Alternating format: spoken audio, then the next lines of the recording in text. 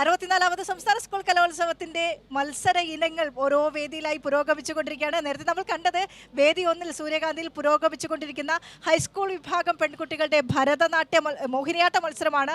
അപ്പോൾ ആ മോഹിനിയാട്ട മത്സരത്തിന്റെ മനോഹരമായ കാഴ്ചകൾ കാണാനും മോഹിനിയാട്ട നർത്തകിയാരെ കാണാനും അമൽനാഥ് പാടിച്ചാൽ 1ാം വേദിയിലേക്ക് പോയിട്ടുണ്ട്. അമൽ, എങ്ങനെയുണ്ടായിരുന്നു മോഹിനിയാട്ട മത്സരങ്ങൾ?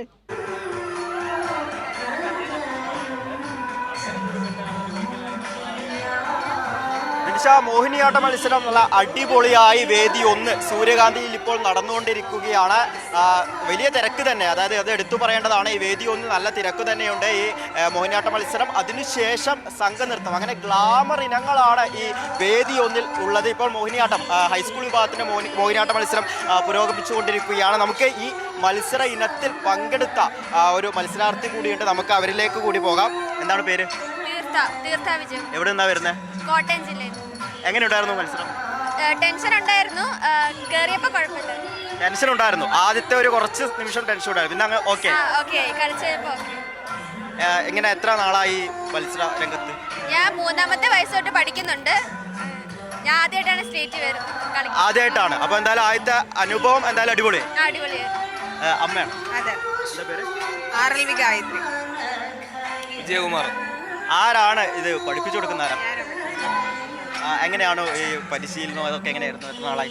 ഡെയിലി പ്രാക്ടീസ് ചെയ്യും. അത് കുറേ നേരം പ്രാക്ടീസ് ചെയ്താലല്ലേ, നന്നായിട്ട് പ്രാക്ടീസ് ചെയ്താലേ നമുക്ക് എന്തെങ്കിലും കുറച്ചെങ്കിലും കളിക്കാൻ പറ്റുള്ളൂ. അപ്പം നന്നായി പ്രാക്ടീസ് ചെയ്തിട്ടാണ് ഇവിടെ വരെ എത്തിയത്. അതൊരു വലിയ ഭാഗ്യമാണ്. ഞങ്ങൾക്ക് 2 പേർക്കും കിട്ടാത്തൊരു ഭാഗ്യമാണ് മകൾക്ക് കിട്ടിയത്.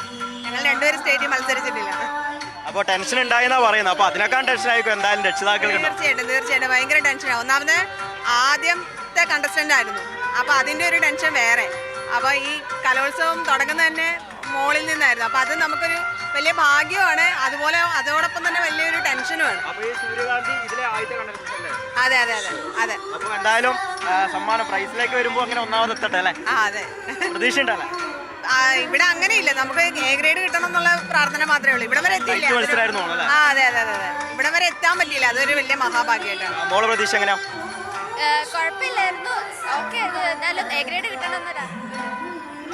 പിന്നെ ഇപ്പോൾ സൂചിപ്പിച്ച പോലെ തന്നെ വലിയ രീതിയിൽ, അതായത് നിരവധി മത്സരാർത്ഥികളുടെ ഈ മോഹിനിയാട്ടത്തിൽ നമ്മളെപ്പോഴും പറയുന്നത് ഏറ്റവും കൂടുതൽ കാണികൾ കാണാൻ ആഗ്രഹിക്കുന്ന മത്സര ഇനങ്ങളിൽ ഒന്നാണ് മോഹിനിയാട്ടം. അതിപ്പോൾ ഇവിടെ പുരോഗമിച്ചുകൊണ്ടിരിക്കുകയാണ്. ഇനി അടുത്തത് സംഘനൃത്തമാണ്. അതും വളരെ ഗ്ലാമർ ആയിട്ടുള്ള ഒരു ഐറ്റം തന്നെയാണ്. അത്തരത്തിൽ വേദി 1 ഇവിടെ മത്സരാർത്ഥികളെ കൊണ്ടും അത് കാണാൻ വേണ്ടി എത്തുന്ന ആസ്വാദകരെ കൊണ്ടും ഒരു രക്ഷയില്ല എന്ന് തന്നെ പറയേണ്ടിയിരിക്കുന്നു. അത്തരത്തിൽ വലിയ തിരക്കുണ്ട്. ആ മത്സരങ്ങൾ ഇങ്ങനെ ഇവിടെ പുരോഗമിച്ചുകൊണ്ടിരിക്കുകയാണ്. അത്തരത്തിൽ മത്സരം പുരോഗമിക്കുമ്പോൾ അതിൻ്റെ സൗന്ദര്യം നമുക്കത് മനസ്സിലാക്കാൻ വേണ്ടി സാധിക്കും. നിരവധി കലാസ്വാദകരാണ് തൃശ്ശൂരിന്റെ ഈ മണ്ണിലേക്ക് എത്തിക്കൊണ്ടിരിക്കുന്നത്. സൂര്യകാന്തിയിലും അത്തരത്തിൽ വലിയ തിരക്ക് തന്നെ നമുക്ക് കാണാൻ വേണ്ടി സാധിക്കുന്നു. നിലവിൽ ഇപ്പോൾ ഇവിടെ മോഹിനിയാട്ട മത്സരം പുരോഗമിച്ചുകൊണ്ടിരിക്കുകയാണ്. വിനിഷ.